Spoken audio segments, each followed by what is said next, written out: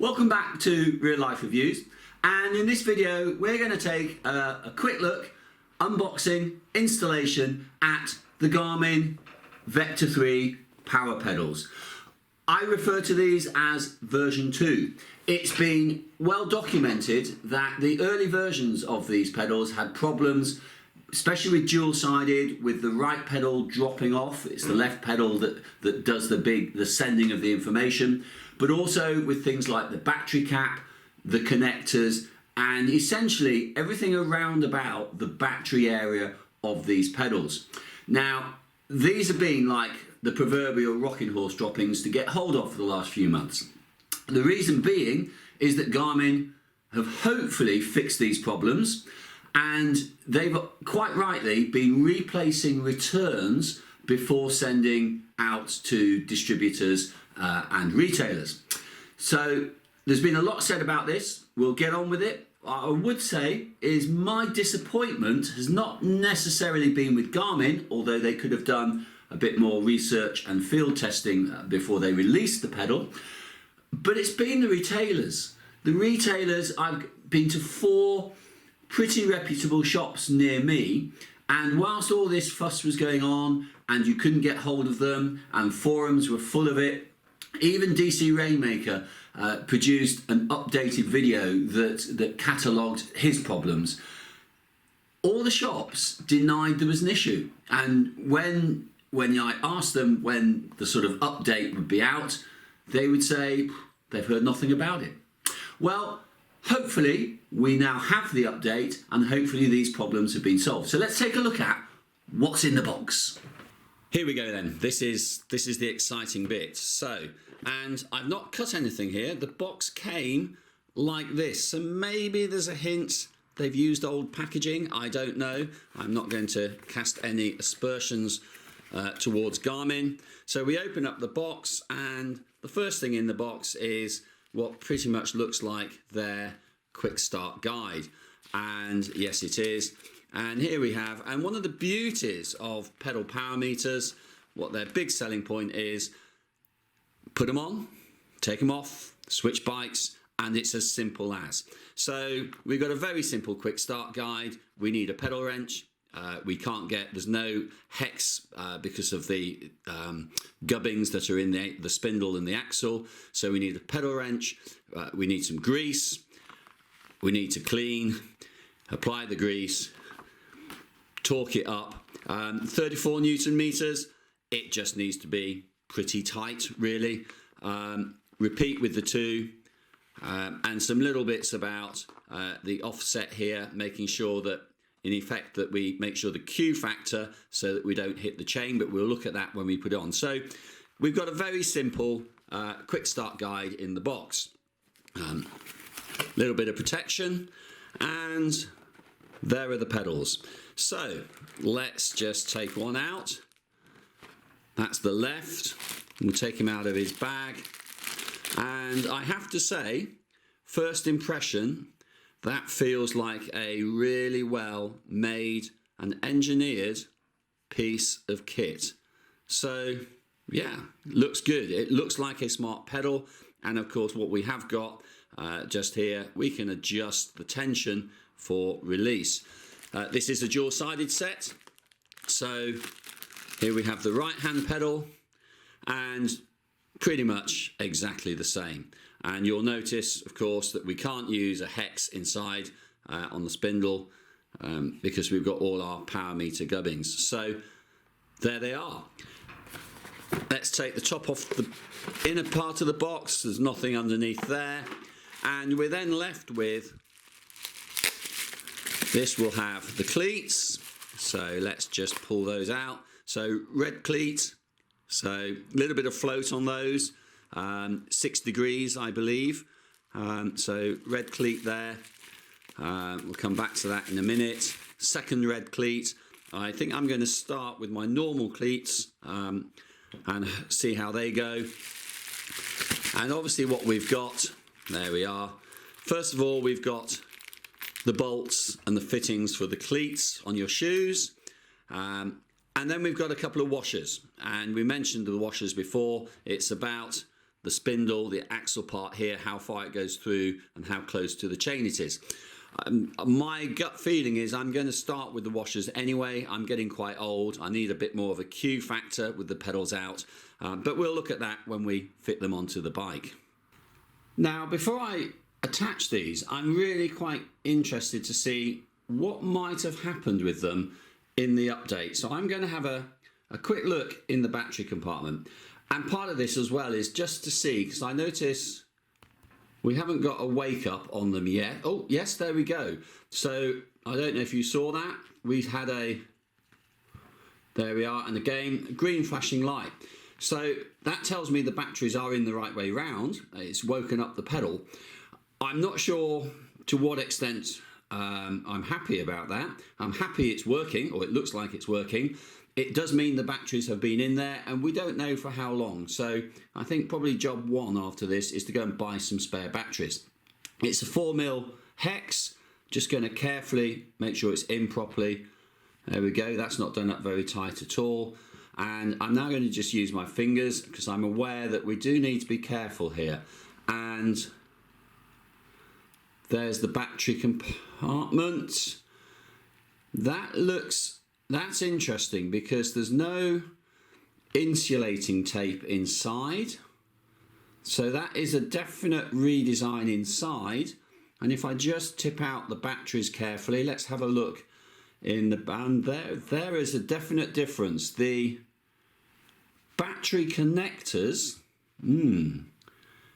on the sides, that is a definite redesign. This unit here. So we definitely have what I call version 2. For advertising, I don't think Garmin are going to call it version 2, but we definitely have the updated pedals. So let's get going. Right then, attaching. Let's get some grease on. There we go. And we'll just give that a little smudge around. And it is as straightforward as that, we are led to believe. And the pedal simply screws on. Do as much with my fingers as possible. Pedal spanner.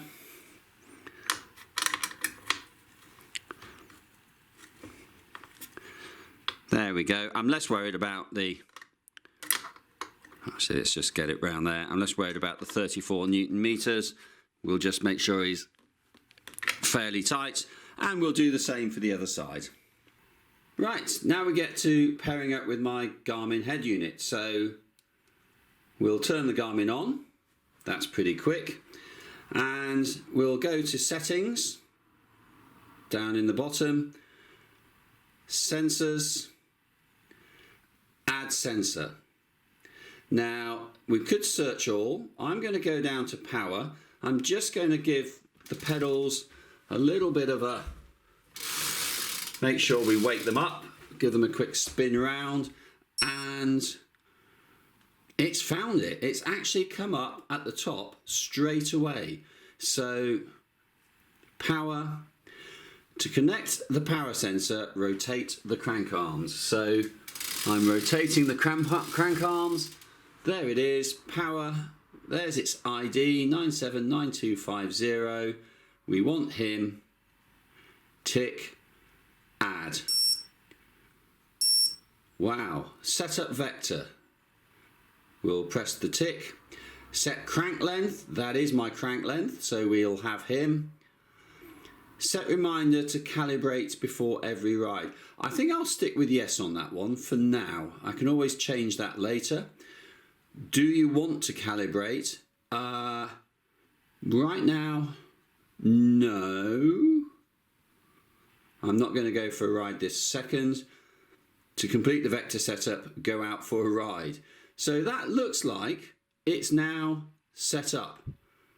Gosh, if it's that simple, let's wait and see till we get outside. But if it's that simple, I've already got on my ride, I've already got power 3 seconds average on the front screen there for my training ride. So, well, that looked pretty cool. Let's give it a go. A quick look at calibration then. I'm just going to turn the Garmin on, let that boot up whilst I'm talking. And I tend to calibrate every time I get on the bike. The main reason I do that is it's such a simple process. So I've spun the the pedals, and up it comes straight away with, do you want to calibrate? I don't even have to go looking to calibrate. I've also got on my screen crank length. That's because I've used more than one crank length, and to adjust the crank length, I simply press the settings cog and tap in the crank length I need. I'm using 170 on this bike, so now I'm going to calibrate and press the tick button. It asks me calibrate, okay, calibrate. It is that simple. It will spin round, it takes a couple of seconds, and there we go. It's got a little talk as to what it's showing at the moment, 0.06, 0.03, and I'm going to press tick, and I'm ready to ride. And the minute I press my screen, there I am, ready to go. It is that simple.